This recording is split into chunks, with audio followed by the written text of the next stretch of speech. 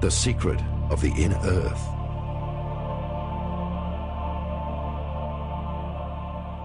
Like the human being, the planet itself also has dimensions. These 7 bodies are 7 main energy gates, also called chakras or sun gates. They are the activation gates. The masters of Lemuria and Atlantis knew about the main geomantic energy vortices. With the help of extraterrestrial technology and levitation, they built large pyramids onto these centers of energy. Therefore, pyramids around the world stand on these gates of energy in order to mark the power centers. They are situated in the jungles of the Amazon, in the highlands of Mexico, on the ocean floors of the Atlantic and the Pacific, under the desert of Taklamakan, in China, and many other places on Earth.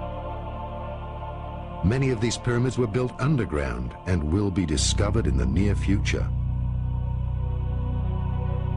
Pyramids are the mirror of human evolution with the 4 dimensions. God is the 5th dimension and exists beyond the pyramid. This is why the last stone of each 4-faced pyramid is missing. Hence, the stone of completion is the unification of man with the Creator in the 5th dimension.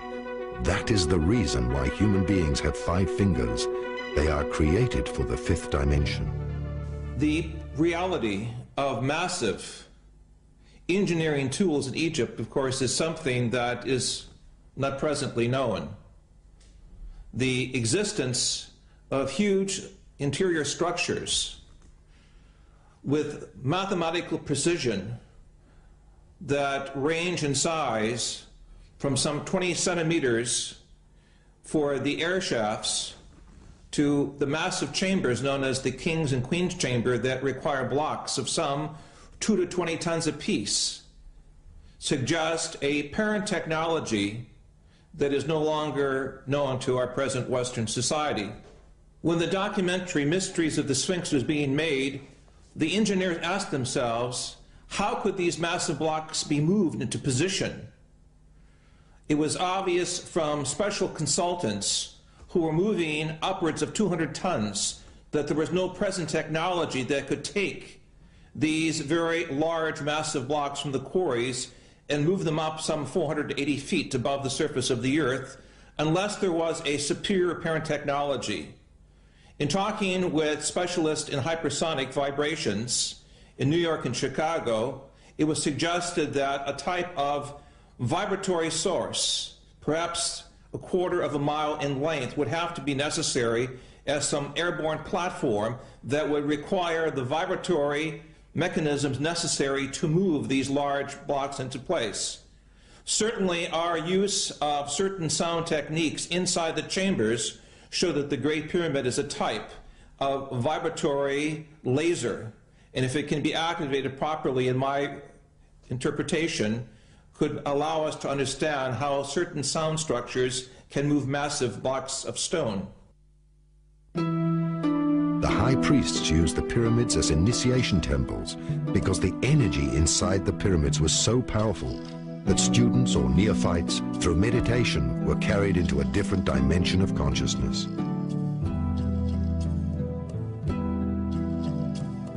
The student, with his physical body and senses, was moved into a higher world.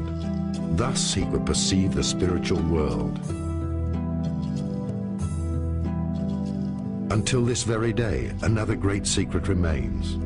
The pyramids were used as natural doors of dimension gates, as openings and doors leading to the inner earth.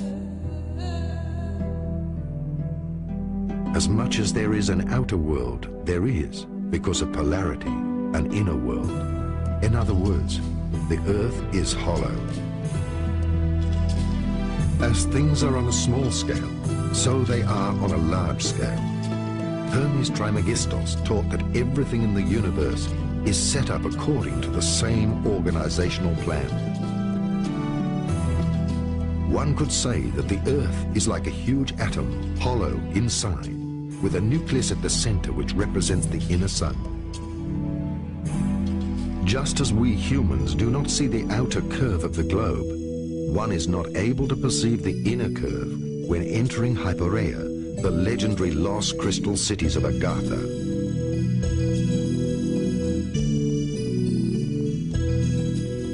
The initiated were able to get in touch with the civilizations of the inner earth through gates. Until the sinking of Atlantis, this was general knowledge.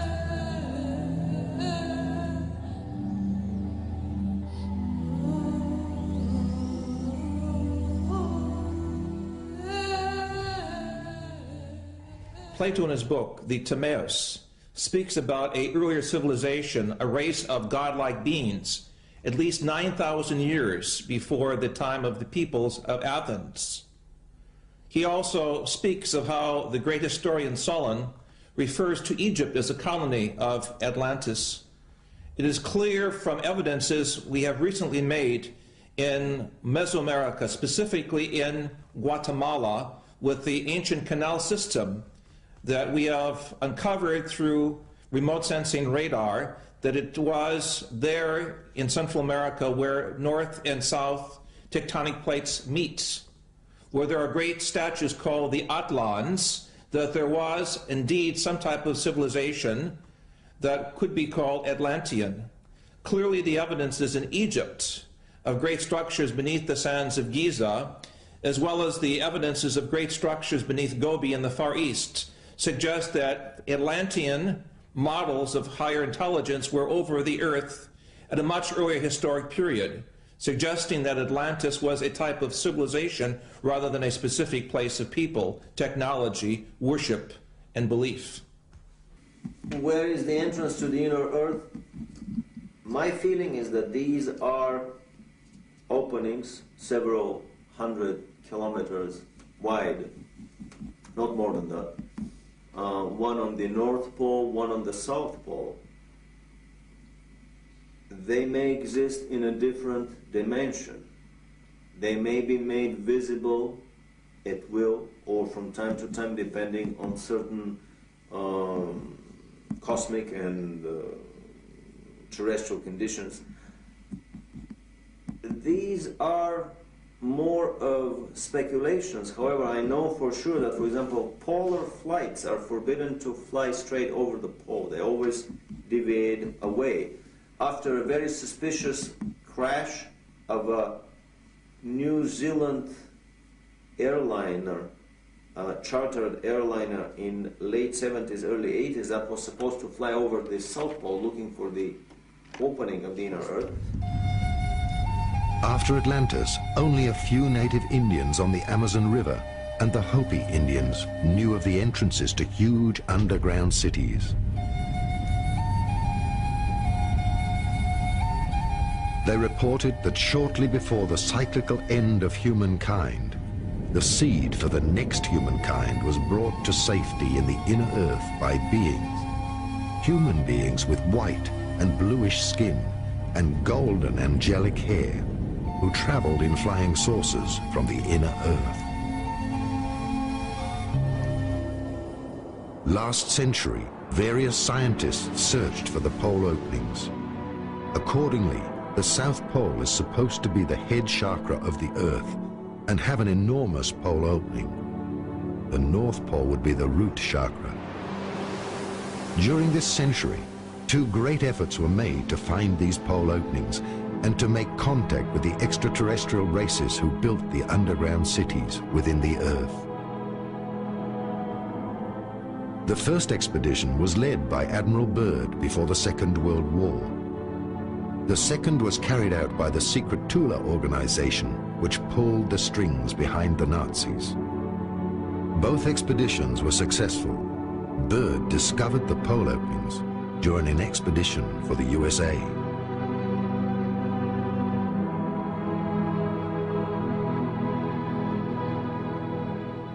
What do we know about Operation High Jump, about Admiral Byrd's expedition in the autumn of 46, the early spring of 47, to the South Pole? This is an expedition that has been almost forgotten, and it's very hard to come up with any information about it. the few articles that were published at that time in, let's say, National Geographic magazine would not give any clue to the real intention of that expedition. However, recently we discovered a unique documentary film in color, 1 hour long, made by the US Navy. It was a massive naval operation that involved an aircraft carrier, several battleships, an armed submarine, and probably another 20 supply and battleships. It involved 4,000 troops, US troops, and the rumor is that there were also British and Russian contingents within these 4,000 troops. It was a massive naval operation. It was not, as it has been presented to the public, that it was a peaceful expedition to explore the natural resources of the South Pole. They descended to Little America, which is the place of the previous Admiral Byrd landings on the South Pole. And then they started a massive overflight over the whole area of the South Pole, trying to locate the German base that was established there almost 10 years earlier. The Germans started somewhere in 1936-37, seriously exploring the South Pole, and by the time the war ended, the rumor is that they have established a massive underground colony with at least 100,000 scientists, researchers, elite SS troops, children from Hitlerjugend, young boys and girls that were to become the seed of this new and colony that was to be built under the principles of the super race selection. In our research in Africa, the Far East, and in the mountains of South America, we have come across statuary of very grotesque beings who, according to the Indian and shamanistic tradition, went into the earth at a time of a great cataclysm. If we take Atlantis as a model for survival, it is clear in the folklore and literature of the major continents of our planet that some of the races went into the earth. I brought with me from Africa pictures of these grotesque serpent-like beings. Many of them correspond to the extraterrestrial reports and photographs of some of these so-called snake people or serpent people. It is very clear also that there was the survival of the ancestry of the Adamic race referred to in our scriptures, as well as in the teachings of the Hungarian and German people that came out of the Gobi area. It is in this area of Lap Nor that we have recently found evidences of an earlier European type humanity that did survive some type of cataclysm according to the myths of the Far East. We have thus in our tradition a vast folklore, anthropology, and cosmology that connect the peoples of this planet with that of other worlds. The Nazis were better informed by the secret esoteric orders and had exact knowledge about the lost cities of Agartha and Shambhala. Many of their expeditions involved searching for the entrances into the inner world and the lost techniques of the gods, that is, UFOs, the Ark of the Covenant, and much more. Thus, films like Indiana Jones are not mere fiction. German expedition in search of Agartha. Some esoteric correlations of the 19th century and of the Third Reich are hidden nowadays under a veil of the past. Thus, only some isolated relationships can be uncovered. For a while, Dietrich Eckart lived at the foot of the mountain Untersberg and was initiated into the medieval mysteries and into the legends of caves. Adolf Hitler spent many hours with Dietrich Eckart at the Obersalzberg mountain, and both were followers of the hollow earth theory of Hans Erbinger. The Untersberg was already considered by the Templars to be a volcano with an access to the inner earth and to the legendary hollow world. Thus, there are stories of the disappearances of people in the Untersberg and how, 60 years later, the same people surfaced without having aged. Other German legends deal with the myth of the end of the world. In the legends, King Barbarossa is asleep in the mountain, and after hundreds of years he rises up with his knights for the last battle at the end of time in order to help good triumph.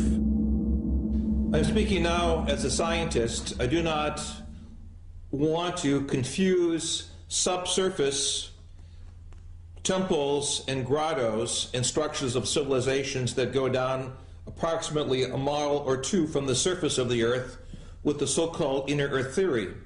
In my work in Ecuador, Peru, and Bolivia, it is clear that there are vast tunnel systems that go hundreds of kilometers under the mountains, allowing the Indian peoples to connect between national borders.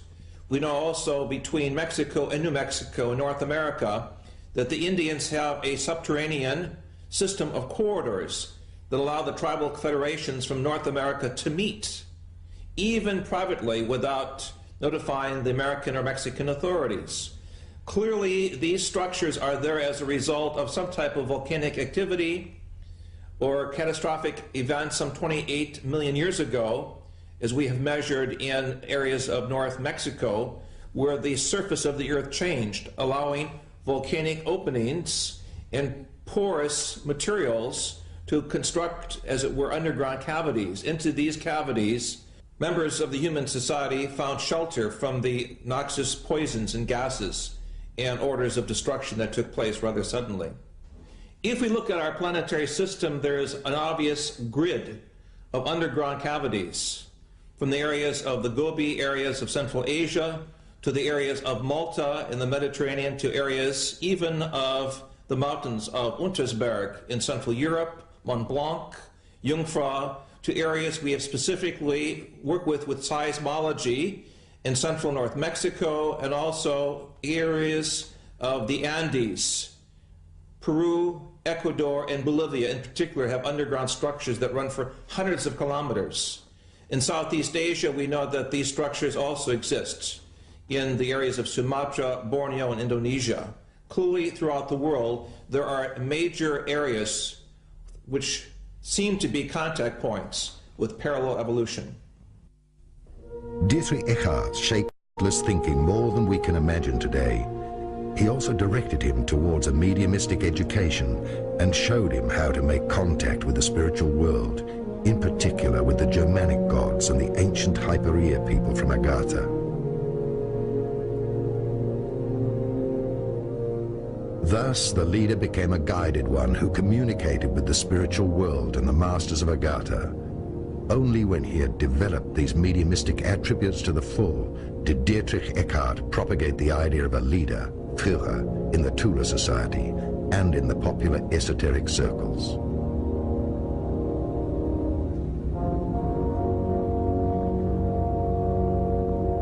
Already in the First World War, the German military sent various expeditions, which later were known as German colonies.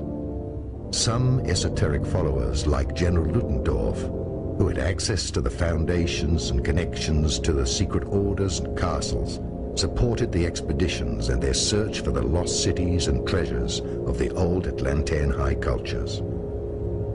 In the early 20s, in a privately financed expedition, Edmund Kiss explored various regions of South America and discovered a wide-ranging system of caves with an opening to the inner earth.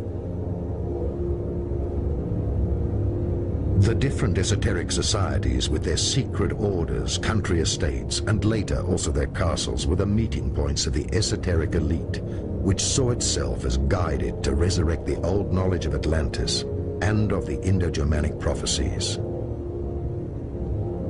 The society that dealt with the lost technology of the gods and their impelling force was the so-called Friel Society. This society collected all the information dealing with the technology of polarity and levitation. When the National Socialists came to power and the old leagues and alliances had accomplished their duty, the esoteric followers of the time began to carry out their expeditions at the state's cost. Various secret working circles financed by the Third Reich were established.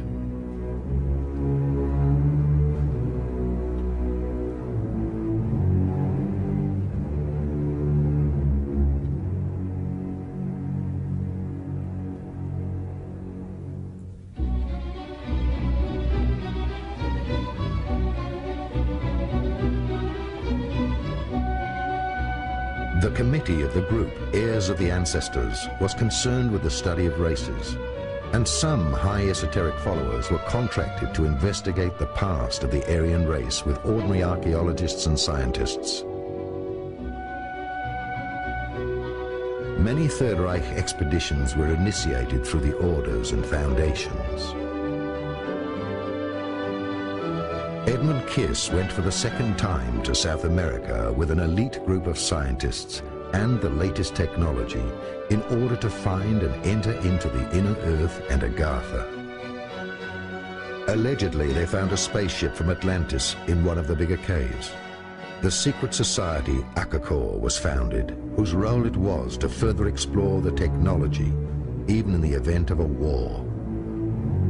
In the 80s, was ARD television correspondent Karl Brugger killed because he had published a book which alleged an active role of this same society up to the present day?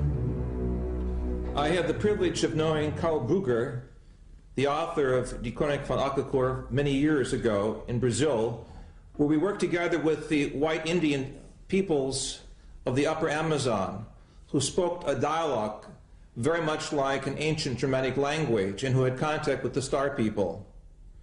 Tragically, Karl Brugger was killed by someone in the Brazilian establishment who felt he had too much information on the Indian civilizations and perhaps knew too much about the genocide against the Indian peoples taking place.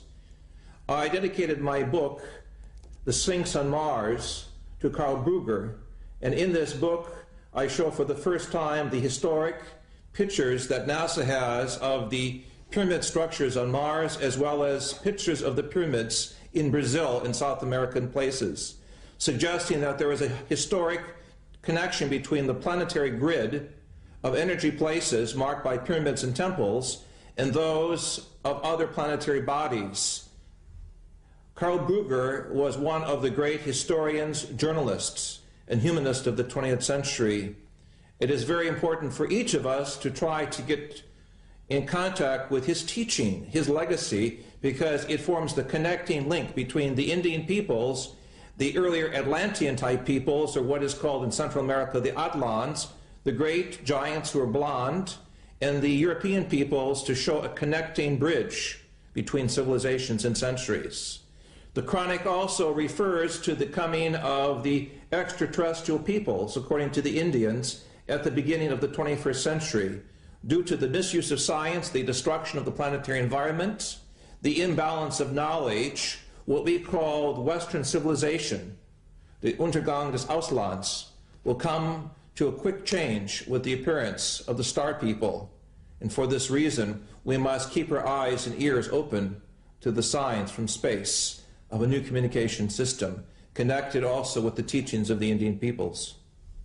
The South American Indians of the Andes recognize UFOs as brothers from the sky who have always been there, who are there today.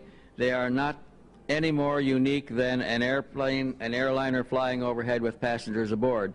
To them, the brothers from the sky have always been there. They do make contact with the Indians, and they do treat people in remote areas where they cannot get to doctors. They heal them, they treat them medically, they interact with the Indians and with primitive people, both in the high plains and the mountaintops and in the deep jungles.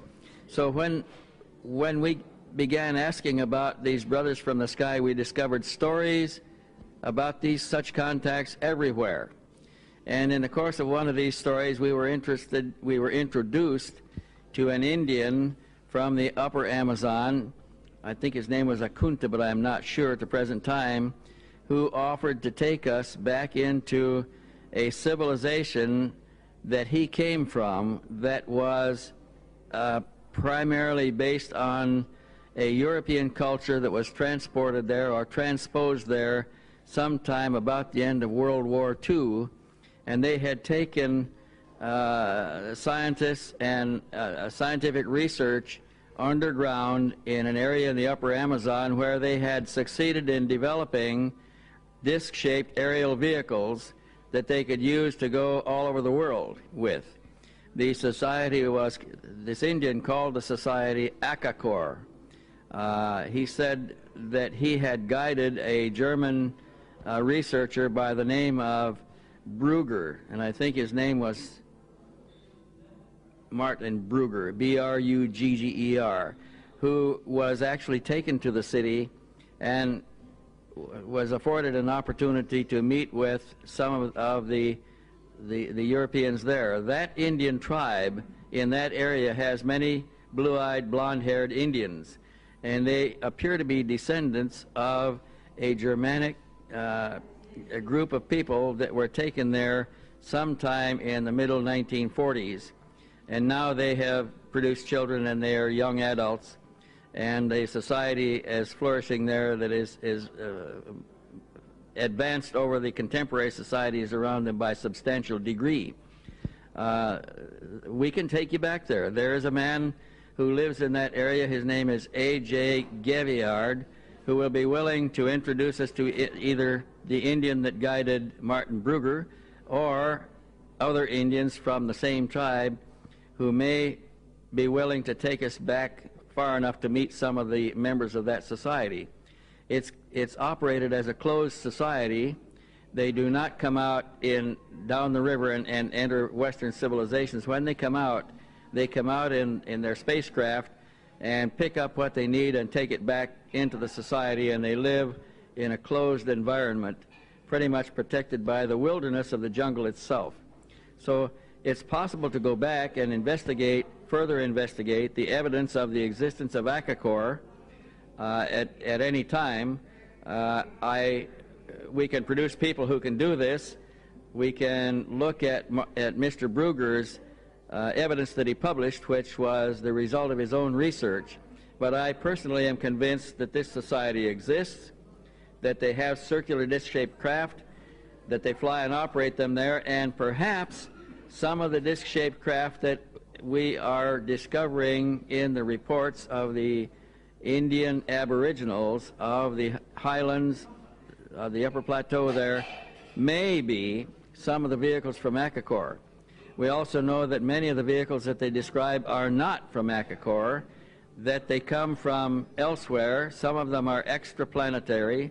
They come from beyond this planet, and they have unique technologies, and they have human beings aboard who are quite different and quite advanced over the contemporary humanity of Earth today.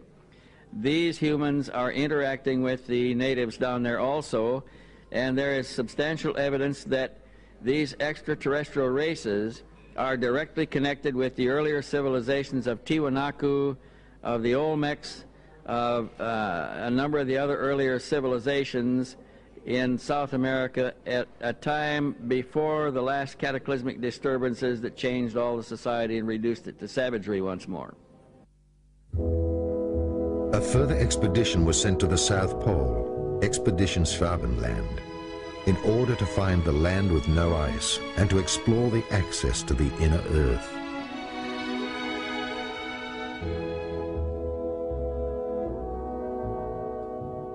Another expedition was sent to the Icelandic geysers, since there were insider stories about the access to the inner Earth.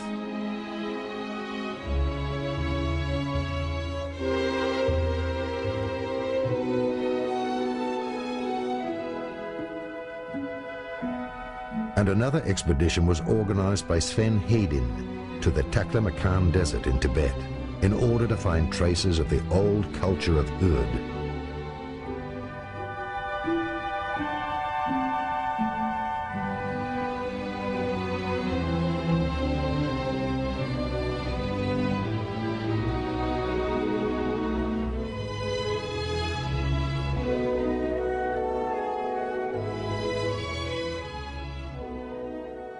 What we call in the Buddhistic esoteric tradition as Shambhala is an actual area in the Taklamakan area of central China next to the Gobi Desert. In 1988, with permission of the Chinese Academy of Science, I conducted research experiments in this area and confirmed with other engineers the existence of a vast underground complex of grottos, ancient structures and buildings, and in these structures we find statues of the avatars or beings later celebrated in Buddhism as the bodhisattvas, the beings that came from space, and the Vimana and the Tathagata. These are ancient Sanskrit terms for the vehicles of higher intelligence. In my opinion, Shambhala does exist as an underground, structured civilization that is now being uncovered in Central Asia. And in this area of the Gobi, I believe we will find the origins of the Garden of Paradise, or the Gan Eden, the Garden of Eden, as it is referred to in our book of Genesis. One less-known expedition was led to a mountain in an African desert, since there were stories by the local tribes that there existed a network of caves out of which flying objects emerged, which had also been cited by the German expeditioners. Under the cover name Wielandschmied, all the information about the technology of the inhabitants of the inner Earth or extraterrestrials was gathered, and through the SSE-4 was passed on to the engineers of the weapon industry in order to develop the new technology.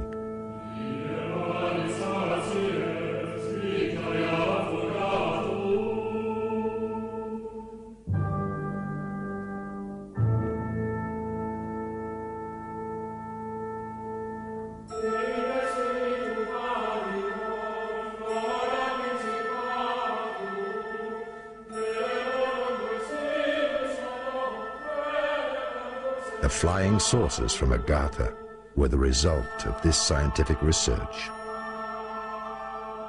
The Nazis made contact with the extraterrestrials of the underground city of Antarctica. They received technical support and instruction for building flying saucers with levitation drives, similar to those used on Venus.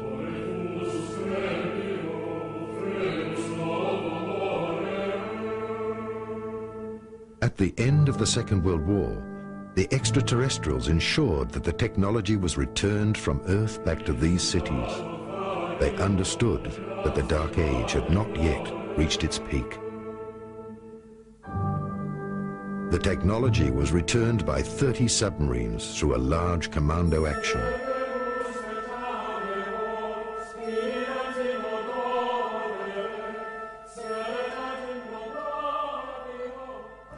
Okay, let's pick up the scenario. We were originally talking about the spiriting out of the two spacecraft out of Berlin before the Allies arrived. We said that they were put aboard two submarines. They spent 6 months at sea, and they finally landed in Argentina. Now, from that point, they were taken into Antarctica, into a section of Antarctica called Queen's Maud's Land. And there they disappeared, and they were not heard of for some time. Now, intelligence sources, and of course I was in the intelligence business at that time with the agency, reports indicated that they were in there and they were operative once again. Now, there was a major concern by world powers to go in and capture the technology and the two spacecraft which they knew were in Antarctica. And the intelligence reports indicated that one known as Admiral Byrd was to be recommissioned, and he was to be sent in there to retrieve the two saucers and also the technology and personnel associated with it. Later reports indicated that Admiral Byrd was given 8 months and unlimited funding to go in and pull this thing successfully off. But we also know that within 8 weeks he was totally defeated. Now, the supposition at that point was that there was an advanced civilization and technology, most probably alien. There were with the Third Reich and the SS who was in Antarctica, and that those great and developed technologies were used to defeat Admiral Byrd. And of course, as it turns out, even to date, they're still there. We never did successfully get them. The stories that I have uncovered about the inner Earth is that very early on in the history of the Third Reich, the Nazi elite, and especially Hitler, were trying to establish contact with a civilization living in the inner Earth, which was considered an Aryan civilization of a lot more advanced nature than their brothers, lost brothers living on the surface of the planet. The Thule Society carries the name of the former capital of that civilization, someplace around present-day Greenland, before the previous polar shifts and before Greenland became under ice. Two expeditions were made in the late 30s, early 40s, one attempting to enter the North Polar water opening with a submarine, which proved unsuccessful. A second attempt was made to enter the land opening on the South Pole with an anti-gravity cigar-shaped device, basically a small prototype probably of the giant Andromeda space station that was developed later on by the SS, and it proved successful. The most interesting story is the one that I heard by an American living in Florida who claims to have spent 2 months in the city of New Berlin. This is a city that was developed into the inner earth, and a part of the Germans from the South Polar colony were admitted by the inner earthlings and were allowed to build that city there. Very strict admission procedures, no previous SS members, no previous concentration camp guards and so on were admitted. The rumor is that the present-day city of New Berlin is about 2 million people of population, that they have built there most of the buildings that Hitler's personal architect, Spee, was planning to build. They're traveling on Icelandic passports. They are basically the new master race that is probably planned by the Illuminati to repopulate the planet. And there is even a rumor that there is a New Berlin embassy in Washington on an unmarked floor of a high-rise building. You probably punch a code on the elevator buttons, and when the elevator stops on that floor and the doors open, you see the sign of New Berlin in the lobby.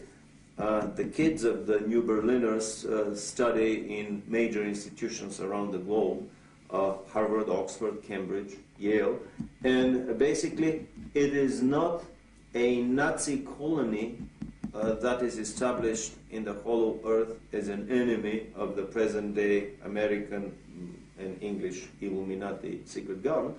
On the contrary, it is just basically the other side of the same coin. Some would even coin the new word, the Illuminati presence on the planet, that basically the World War II Nazis and the present-day Illuminatis in America are nothing more than the two sides of the same Illuminati coin. So basically, this is a colony, a presence in the hollow earth that has been established with a shoulder-to-shoulder cooperation of the Russians and Americans, organized, orchestrated, and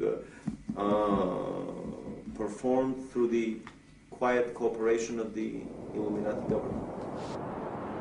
After World War II, a military expedition under Admiral Byrd tried to recover the vanished technology. The extraterrestrials let him enter the inner Earth to the Golden City. They delivered a request message for disarmament to the government of the United States.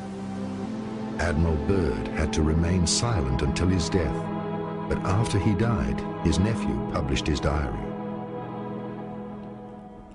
In my work with South African, Brazilian, and American geologists at the South Pole, it is clear that under the structures of ice, there are many layers of civilization, suggesting at one earlier point of time when the conditions of the South Pole were different. Clearly, there was some type of civilization there. The evidences of huge dinosaur intelligence suggest that this was one of the possible places for the Garden of Eden. This, of course, is assuming that the shell of the Earth had a different north and south magnetic pole. And with the shifting of the pole, this region became suddenly very, very frigid. And thus, we do not see any evidences on the surface of these so-called earlier conditions of intelligence.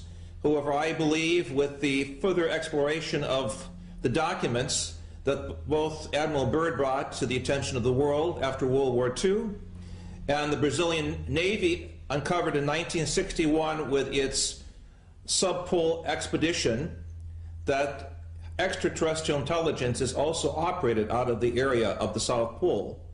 And in that sense, the South Pole is a connecting point with other civilizations, possible extrasolar gardens of paradise. What was it that Admiral Byrd found on the South Pole? Incredibly enough, in an official American Navy documentary film, we found footage of what Admiral Byrd found on the South Pole. He found giant freshwater, never freezing lakes with areas around them that were free of any snow. And in that film, we show footage of the Navy planes landing in these lakes. But even more so, he found, to his amazement, that his planes were disappearing very quickly. A lot of his planes were attacked by anti-gravity devices that were operated by the Germans there, by anti-gravity saucers. A lot of them crashed into invisible barriers and disintegrated in mid-flight. This is an indication that the Germans had already perfected the force field shields, and they were up and operational around the German colony at Neuschwabenland. When he was retreating, basically the whole operation lasted for 1 week. They started at the end of February 47, and by the first week of March, they were through with the whole operation, and much earlier than scheduled, and they departed. And in an interview at Buenos Aires on his way back, Admiral Byrd made the incredible statement that the Third World War would probably be with an adversary coming from the polar regions of our planet, an adversary that has the ability to fly unobstructed from pole to pole. He was referring to the Germans at their South Polar colony at Neuschwabenland that were operating their anti-gravity craft with impunity and could fly circles around the globe, and of course would shoot out of the sky any of the attacking American planes. The inner terrestrials surrounded the entrance gates with an electromagnetic protective dome, which no being or weapon can penetrate. After all this happened, it became the greatest secret of mankind. It started ufology as we know it today. Indeed, there is a second humanity, an inner terrestrial race who had already built cities in the inner earth before the sinking of Atlantis. These extra and inner terrestrial races built time gates and anchored these cities on a higher subatomic frequency. After the great purification, these time gates will fall, and at different places there will be once again access to the underground cities.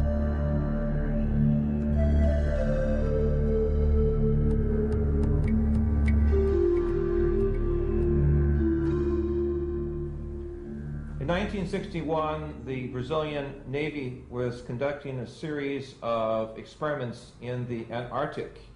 According to one of my colleagues who was in one of the naval ships, suddenly out of the ice packs, a large spacecraft emerges and takes off vertically at a terrific speed, shocking both the American and the Brazilian naval forces that were there.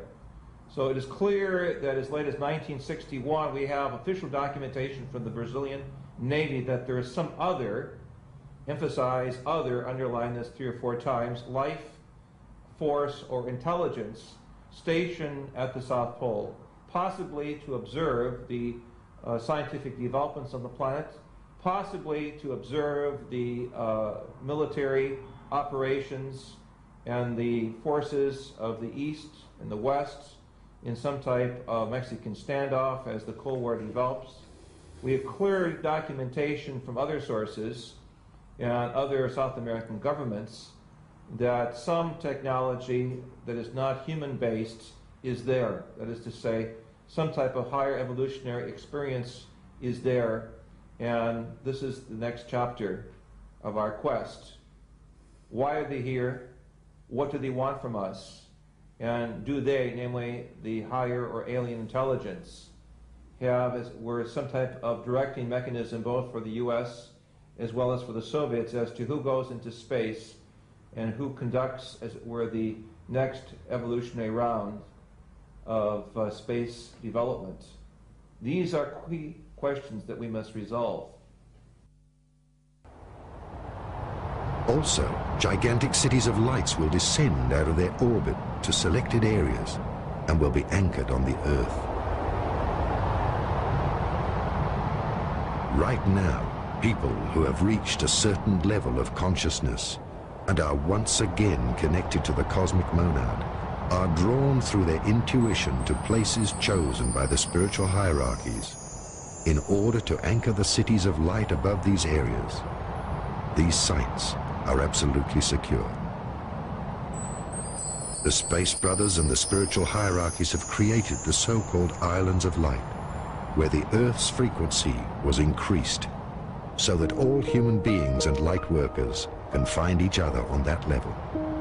Such areas are recognized by the fact that they attract an especially high number of people dealing with higher knowledge. These places have a higher grid anchorage.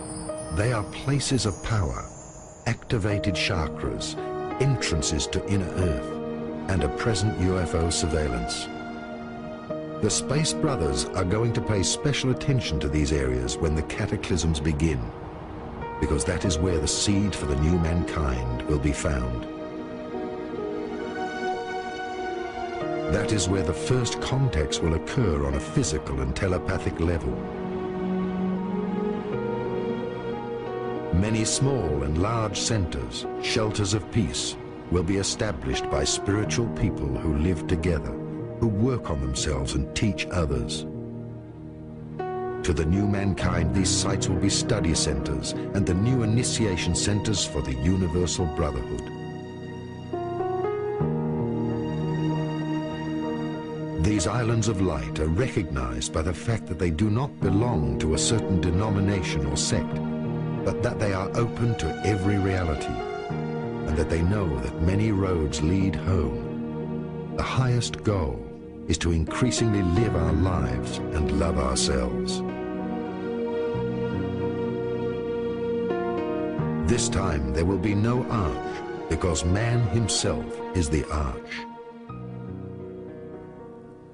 Again, as we raise the consciousness and we transform our body from a state of corporeality, which means this type of substance, you see, and as our atoms and as our molecules and as our energies speed up, the DNA system is totally transformed into a higher octave and a higher frequency, so that there is a whole new strain coming in as a result of this. When we're passing through, for instance, the photon belt, there will be no darkness. It's all light.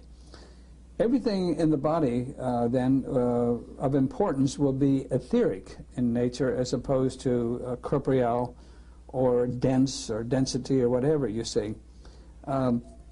Realities that we accept today will be no more. And so as a result of that, the DNA system and everything which constructs humanness will be changed, because we will now reach for a light body and will be of the light as opposed to darkness and corporeality. So any change that's signified today scientifically or biologically and what have you in the DNA is because of this infusion of new consciousness and new light, which of course is coming in at this point in time. Many of us are, many people already are largely light, although they keep the body of corporeality to do what they have to do here on Earth, you see. Many people are already in the fourth dimension. Some are aware and some are not. But that's where we all have to go. And of course, by 2011, as we pointed out, all of us have the option and the privilege, if we choose to do so, of being in the fifth dimension. The photon belt is an intense field of photon radiation, light radiation, which, both according to several modern astronomers, astrologers, as well as Mayan tradition, emanates from the center of our galaxy, bisects the Pleiades star system and our star system at the same time. And the current period, we are moving in and out of this photon belt, spending several months in it every year. that the frequency that we spend in the photon belt is increasing by approximately 2 weeks every year. And according to the calculations of the Mayan calendar, around the year 2011, 2012 AD, we will be fully within the photon belt, and we will remain within the photon belt until around 4000 AD, according to the current calculations. And some of the work of both Jose Arguelles, other researchers, seems to suggest that the Mayans knew about this cycle, that every so often, many thousand years, we go in and out of the photon belt, that there seem to have been cultural as well as different climactic and earth changes that perhaps were sort of stimulated or affected by the entering and going out of that photon belt in the past history of the earth. We are changing both DNA and RNA in many of us. Many stones, many vehicles here are changing our chakra systems also.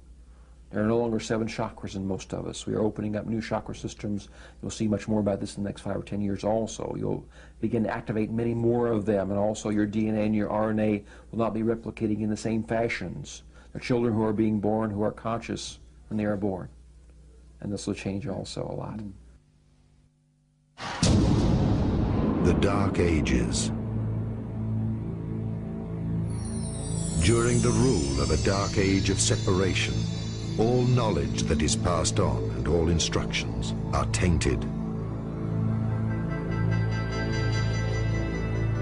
Every religion, for instance, is a sect, a separation from the real divine inner truth of life.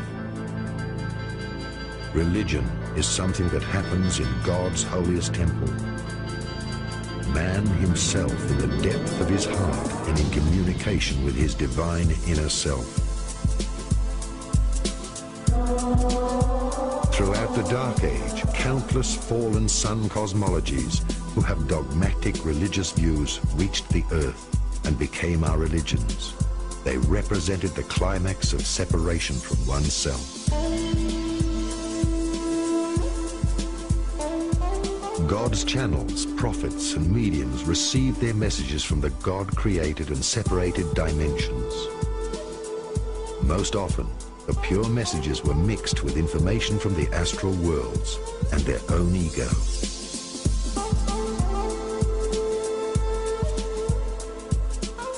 There are as many truths and religions as there are worlds and heavens of polarities and levels of development in the cosmos in their different dimensions.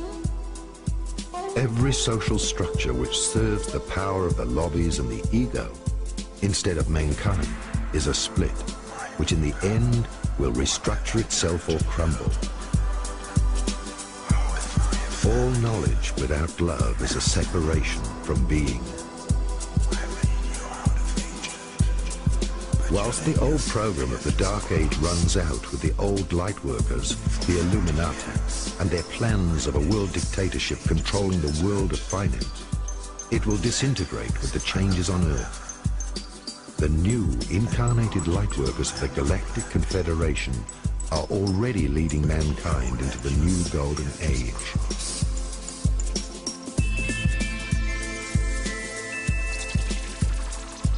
After the great transformation of mankind, the Space Brothers would like to welcome us as cosmic citizens into the Galactic Confederation of Free Planets. Where do the Illuminati receive their knowledge?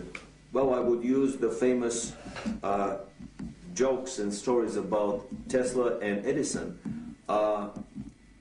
According to Edison, invention was 95% perspiration and 5% inspiration. According to Tesla, the way Tesla was doing his inventions, he would have 95% inspiration and probably 5% perspiration. Tesla will get the vision. All he has to do is put the vision into paper. Then he has to take the paper to the engineers to put it into metal in the shop. A little fine-tuning here and there, and the device works. This is the usual mode through which information and know-how is channeled from the extraterrestrial and even higher levels of existence to our planet. The know-how is given, and we are left to put it into our crude terrestrial engineering and manufacturing methods. That's why the crude anti-gravity saucers of the 1880s, 1890s were made with rivets. Giant cannons were used to fire the first anti-gravity devices toward the moon. Later on, in the early 1900s, more advanced technologies were used, but always the technology would follow up with our terrestrial one. Why are there two totally different scientific and engineering realities on the planet? Why the mass consumption engineering culture is 50 to 100 years behind the secret culture developed by the Illuminati? I have always had this very big question, very big puzzle in front of me. This is the Promethean dilemma for me. How come that with these incredibly good intentions to elevate the scientific and technological level of our civilization, we end up with the very negative and dismal results of all of these efforts? My feeling is that basically that is the major mode through which the, should I call it the independent angelic presence on the planet, is trying to corrupt the scientific and the political minds of the elite of our planet with visions of grandeur, with technologies that are too far ahead, possibly for our spiritual and moral development, and that are very dangerous, that can explode any minute and basically bring the end of our civilization, as has happened for dozens of times on our same planet. Again, information coming to us from many extraterrestrial revelations about previous illuminated efforts to speed up the evolution on the planet that ended up in very brutal, violent nuclear wars. The Illuminati have an agenda that would probably not be accepted in a normal, open voting system by the majority of the population on the planet. The creation of a new master race with hybridization, experiments done with animals. The first hybrids were done in German concentration camps 50 years ago, and there are people that have seen documentary films about living, walking, breeding hybrids between humans and animals. Creation of a new master race under illuminated guidance, and probably away from a package of genetic material that was introduced on the planet through an intervention by the Trinity.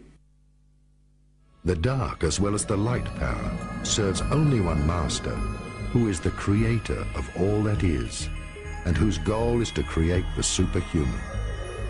The final goal of human reincarnation is to create a human being who has experienced all imaginable positive and negative experiences, and therefore is able to develop beyond any judgment into the humanly incarnated image of God. A human being who has become God has lived through the completed range of the cosmic keyboard from the lowest to the highest note. God does not judge.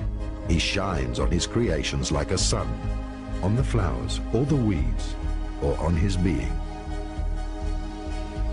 The experiment of duality has come to an end, and the planet Earth is an ascending planet onto which the Creator himself incarnates in the shape of human beings. The return of the ascended brotherhood from Lemuria and Atlantis is the return of the 144,000 masters of light, the cosmic monads. They are incarnated as human beings, united, and together they will represent the white pyramid, God's eye, who sees everything, the presence of the Almighty on earth. They are the open witnesses who have all described from a different perspective the process of ascension, since they have already lived through it before. We're moving from the little heart into a whole new state of beingness called the one heart. We moved from using the physical eyes, and as we awakened, then of course we activated our third eye, then those three eyes triangulated, and now we're discovering a whole new level of seeing, which is called the one eye. And it's an alignment with the all-seeing eye. Now on the planet itself, we're noticing a huge shift over as well. Duality is playing out its final dance. We are in the times of completion. So we'll notice that a great falling and dissolving, which you can see in all the world governments, in all the established religions, in the treatment of the environment. It's one of those things, a good way of describing this time is saying it was the best of times and it was the worst of times. We're feeling that outgoing pull of duality, and we're feeling that huge, powerful wave of the love of oneness coming in. Within the doorway of the 1111, there are 11 gates. These gates could be seen as frequency bands of energy. They are stepping up stations to higher levels of consciousness, very similar to locks in a canal. When you travel through a canal and you get to a lock, and then you stay in there while it fills up to water, and then it takes you and you travel on the next higher level. During the next, this 20-year period that the doorway of the 1111 is open, we are given the opportunity, each one on this planet who chooses oneness is given the opportunity to travel through these 11 different frequency bands of energy. This is also this unified presence we refer to as the bird star, us as one, the one that passes through the door. Now, this is the opportunity we've been waiting for eons for a mass ascension. How big it actually turns out to be depends on you. How many choose to make this journey? For those of us who are now anchoring our beings and living our lives in oneness, we're finding that we're living in a new world, that everything is different, that you see everything with totally different eyes. Nothing is the same as it was before.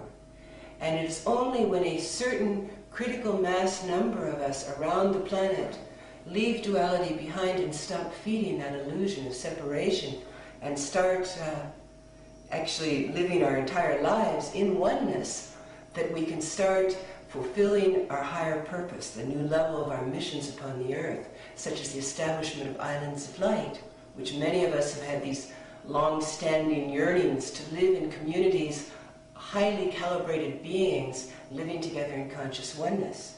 Another thing that's going to be happening for those who are standing and living their lives in oneness are those true love relationships. These are not the old karmic relationships that we've all had our fill of on this planet, but these are those ones of true equality, of two beings not only working together as one being, but realizing that they are both derivations of one being and stepping into that vaster oneness.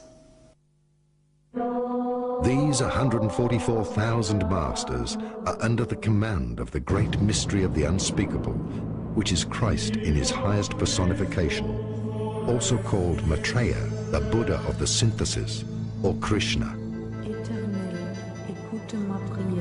He entered a world of darkness 2,000 years ago in order to become a mortal human being himself.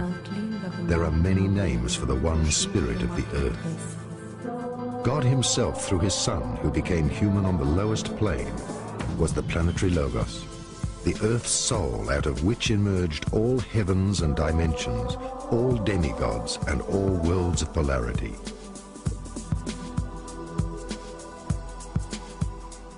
After the worlds of polarity in all their dimensions had further separated from him, he incarnated as a human being in order to overcome the separation. Until then, all heavens and gods existed subject to the law of polarity. They were only partial realities on higher levels. Now, all demigods, in order to dissolve their half-truths, have to incarnate. The age of masters and gurus comes to an end, because in the future, every human being will reach his own mastery with the help of his higher self. Now the masters of wisdom are following him in order to achieve their completion, thus embodying the cosmic law of the inner order in flesh and blood.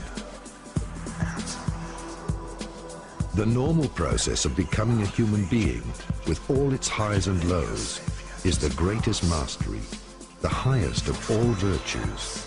It is the union of compassion, unconditional love, and wisdom. The perfected masters live as ordinary human beings within society and will live as brothers.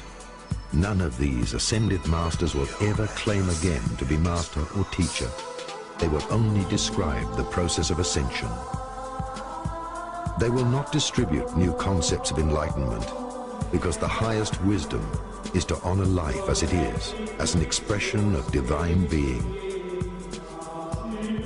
Nothing has to be achieved. Enlightenment is the natural foundation of life, which grows daily through experience and learning. It is the knowledge that we are increasingly realizing who we really are.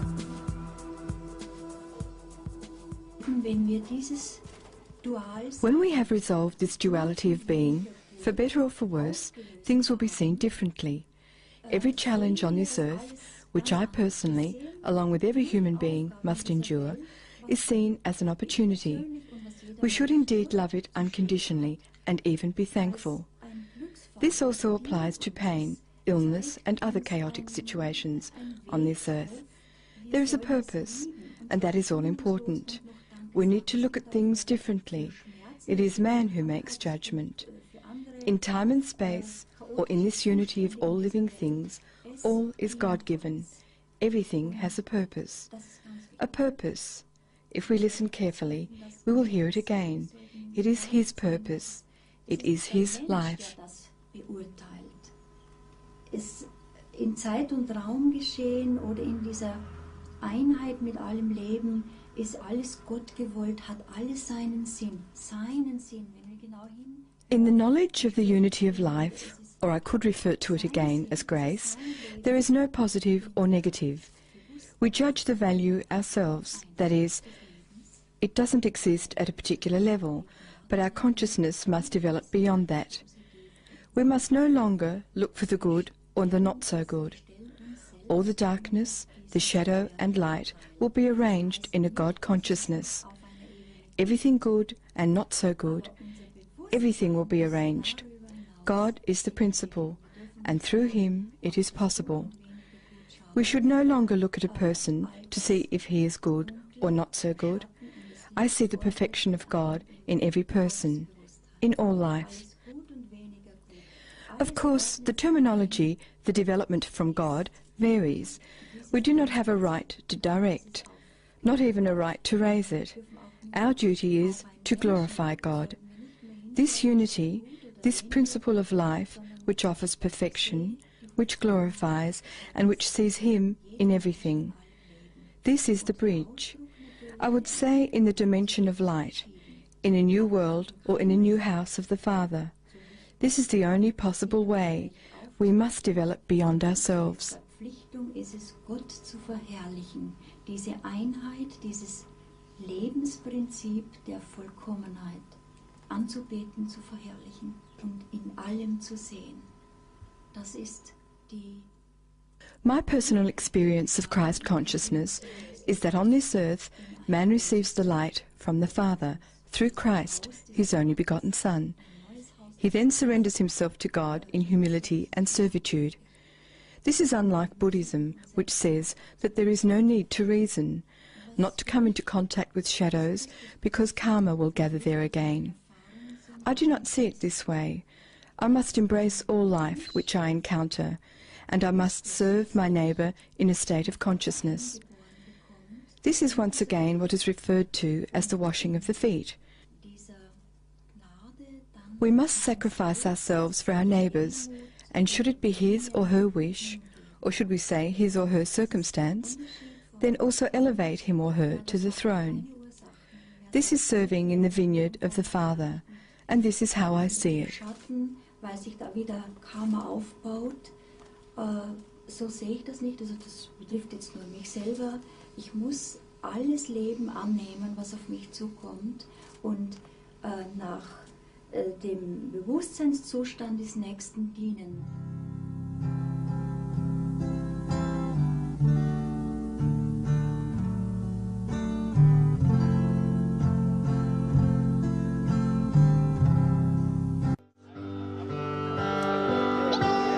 The continent of Atlantis was an island which lay before the great flood in the area we now know as the Atlantic Ocean. So great an area of land that from her western shores those beautiful sailors journeyed to the south and the North Americans with ease, in their ships with painted sail.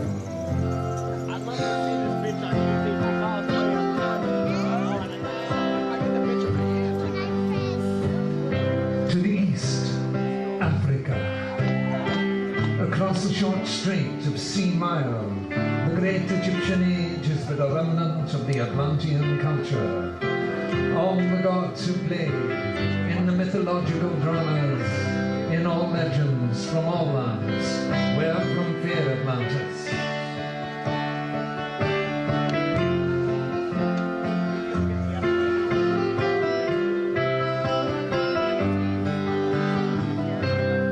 Knowing her fate, Atlantis sent out ships to all corners of the earth. On board were the 12, the poet, the farmer, the physician, the scientist, the magician, and the other so-called gods of our legends.